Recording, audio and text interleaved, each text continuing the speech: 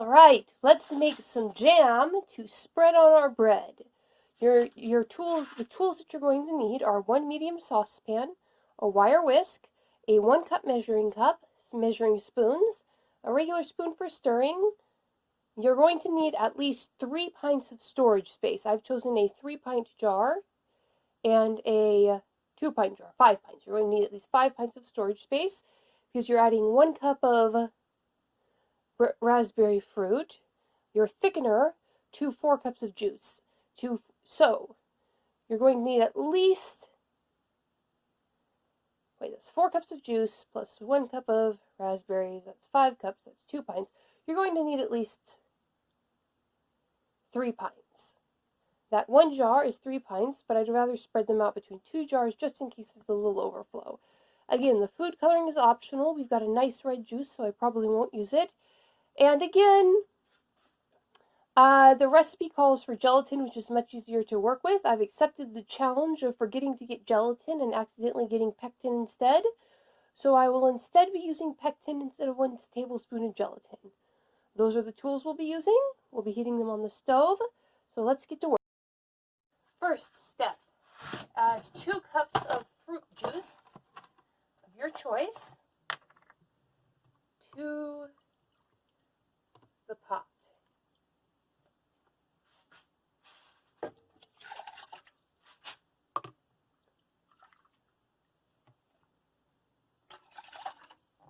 Now there's going to be an extra step here because I forgot the gelatin like a silly Billy.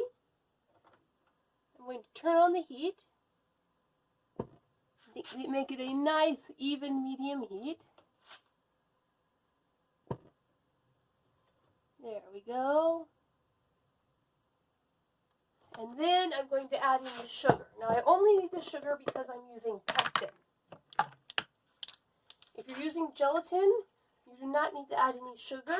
The juice is plenty sweet enough, and the fruit that we'll be putting in has plenty of fructose that will make it even sweeter. Give that sugar a good stir to get it dissolving. So, why does stirring make sugar dissolve faster? You're not disturbing any molecules with your wire whisk, but you are increasing the surface area of the sugar that is exposed to water. When you dump sugar in like that, water gets immediately into the outer layer and forms kind of a protective shield. And so the water can't interact with the sugar that's on the inside of the clump. By stirring up the sugar and disturbing the clump, the water can touch all of the sugar at once. Now, we're going to add 1 cup of delicious raspberries. Now you'll need a strainer if you want to strain out the raspberry seeds, but I'm pretty sure these are essentially seedless raspberries. They've been rinsed. Remember to rinse your raspberries.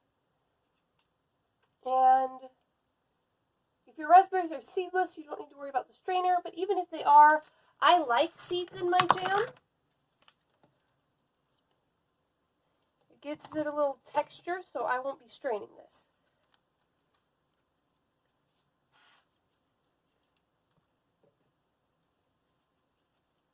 Now I'm going to be holding back a few raspberries for our candied fruits episode, because raspberries just make delightful. So I'm kind of picking the worst and the gnarliest raspberries to go in the pot. Alright. Now I'm going to let that come to a boil.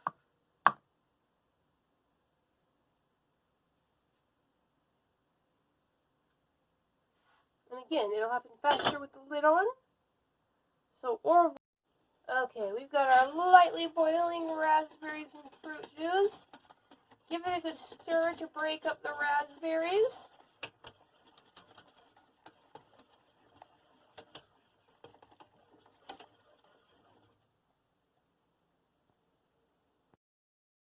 Turn off the flame underneath. If you're on an electric stove, remove it from the heat.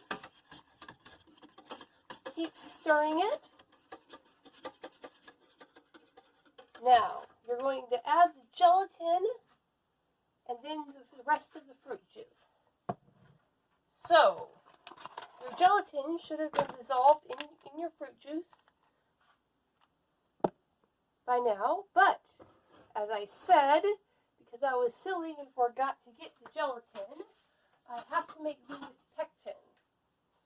Now, there's a good chance that mine won't come out. Pectin is notoriously picky about congealing. But every cooking task is an adventure. I'm going to give it about half. One of these bags is equal to 2 tablespoons of gelatin powder. The recipe calls for 1 tablespoon of gelatin powder. So I'm going to give it about half this bag of pectin.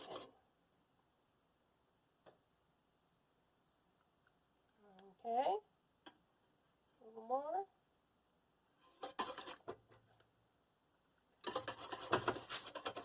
Okay. Now remember, as the Mythbusters say, failure is always an option. I don't want to fail because success will be delicious. But when you forget a major ingredient at the store and actually get something that's quite a bit more difficult to work with, you have to be prepared for these things. And I'm going to slowly stir in the other 2 cups of juice. Now this will significantly bring the temperature of the jam down. Alright. Now we are ready to put this in a storage container and let it cool. The storage container is going to be this heat-resistant canning jar and this heat-resistant canning jar. So ever so gently, being careful not to spill. You know what? I am going to get a funnel to make this easier and safer. There's a funnel, a canning funnel, which I will edit into the beginning of the video. Makes this whole process a lot easier and safer.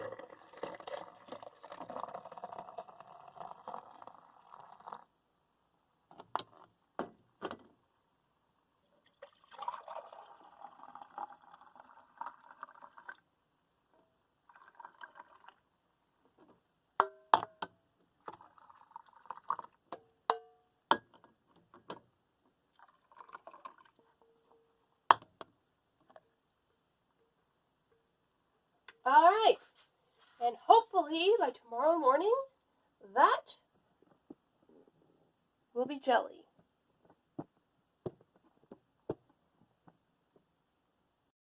So here we are, one night in the refrigerator later, and unfortunately the jam did not turn out, which is a sad waste of strawberries, but that happens in science.